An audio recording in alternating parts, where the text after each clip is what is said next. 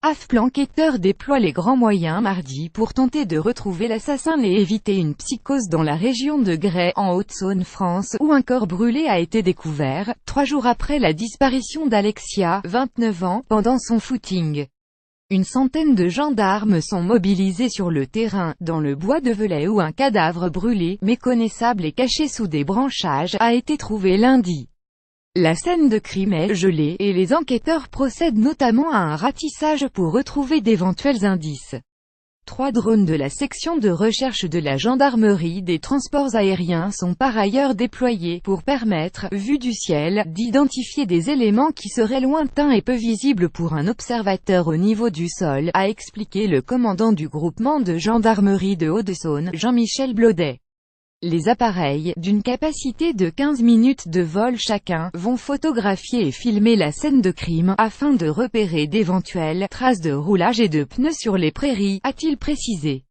Nous avons engagé des moyens exceptionnels depuis la disparition d'Alexia et nous allons rester à ce niveau pour identifier le ou les auteurs du crime, a déclaré lundi soir devant la presse le procureur de Vesoul, Emmanuel Dupic, qui a ouvert une enquête pour assassinat.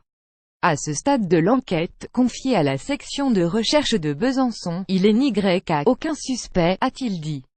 La macabre découverte a été faite par les gendarmes, alors que près de 400 personnes participaient à une battue, à proximité, pour retrouver Alexia Daval, 29 ans, disparue samedi pendant son footing matinal à Gray-la-Ville, commune limitrophe de Velay.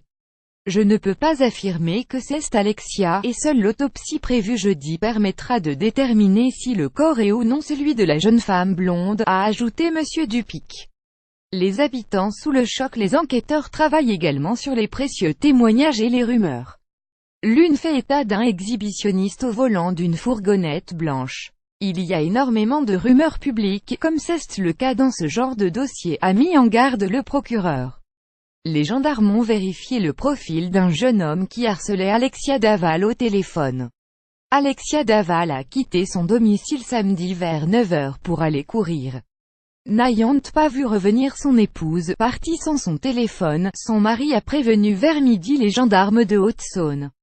Celui-ci, un technicien en informatique âgé de 33 ans, a été entendu comme témoin par les gendarmes, comme le veut la procédure. Cette jeune femme sportive et souriante, qui a pratiqué la natation dans sa jeunesse et court régulièrement, est décrite comme « très sympa » et « ouverte » par ses connaissances. Employée dans une banque à Besançon, elle est très appréciée de ses collègues, dont certains ont participé lundi à la battue. Elle avait des petits problèmes comme chacun d'entre nous, mais rien de particulier, selon le procureur. À Gray, principale ville dans ce secteur de prairies et de bois, les habitants sont sous le choc de cette découverte. Effarés de penser que l'assassin est peut-être parmi les habitants de cette ville où tout le monde se connaît, ils disent avoir peur de sortir. Il y a un criminel en cavale. On ne s'attendait pas à ce genre de fait dans notre petite contrée bien sympathique, a confié devant les journalistes le maire de cette commune de 5000 habitants, Christophe Laurenceau. On s'attendait à différents scénarios, mais pas à ça, c'est atroce, a ajouté le maire, en supposant que le corps puisse bien être celui d'Alexia, dont la mère est conseillère municipale de la ville. L'édile demande aux gens de ne pas entrer dans une psychose, de rester unis et de ne pas sortir marcher ou faire leur footing seuls. Restons mobilisés et restons vigilants.